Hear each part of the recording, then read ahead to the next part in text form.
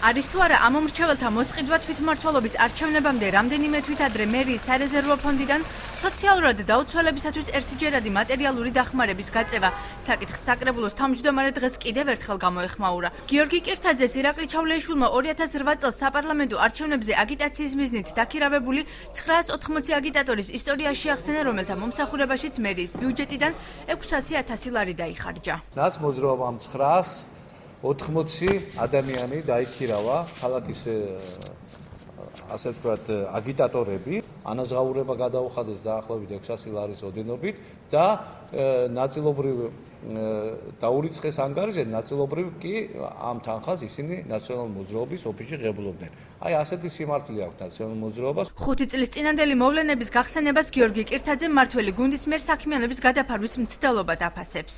თავიანთ მხარდამჭერებს მართლაც გაჭირებულ ადამიანებს ბათუმის ბიუჯეტიდან აძლევენ ფულს. თუ ეს განცხადება აბსურდული იყო, მაშინ ძალიან გასაკვირია ბატონი რაგეს ორი ბრიფინგი რატო დაჭირდა, ესე ვთქვათ, ამ თემის გადასაფარად. რაზეც კი ხელი მომიწერია. ბუნებრივია მზადვა რომ ყველაფერზე ვაგო პასუხი. მაგრამ კიდევ ერთხელ ვიმეორებ, მე ამისთვის ეხლაც ვამბობ და ადრეს ვამბობ და სულ ვამბობ, რომ ვარ მზად, მაგრამ ამით ჩვენ არ უნდა მივცეთ ირაკლი ჩავლეიშვილს და იმას რა ქვია, ქალაქის მერზე ერმაკოვს იმის საშუალება, რომ გადაფარონ ის თემი, რასაც ისინი აკეთებენ. ჩავლეიშვილი აცხადებს იმასაც, რომ სარეზერვო ფონდიდან ერთჯერადი დახმარებები გასულ წელსაც გაიცა. კომისიის შემადგენლობაში კი ნაციონალური მოძრაობის გუნდის წევრი გიორგი დიასამიძეცაა. რამდენად აქვს გიორგი დიასამიძის სიტყვას გადამწყვეტი მნიშვნელობა კომისიაში?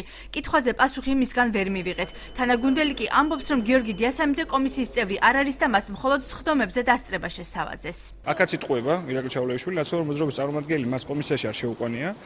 ისე როგორც ვაჟა ვერულიძეს, მასაც თხოვა უბრალოდ კომისიის დახმარება. ბატონი გიორგი ესწრებოდა იმ სტომას, როგორც სრულფასოვანი წევრი და ძალიან ბევრი მისი წინადადება ჩვენთვის იყო მიღებული. მესამე სექტორში ამბობენ, რომ ფაქტი ამ მომრჩევლის მოსყიდვად ვერ შეფასდება, რადგან კანონი სარეზერვო ფონდის ხარჯვის საშუალებას მუნიციპალიტეტს მოქალაქეების დასახმარებლად აძლევს.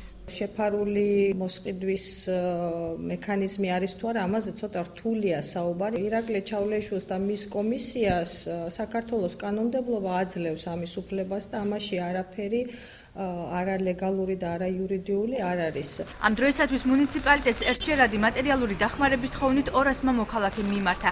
2014 წლის მერიის სარეზერვო ფონდი 250,000 ლარს შეადგენს.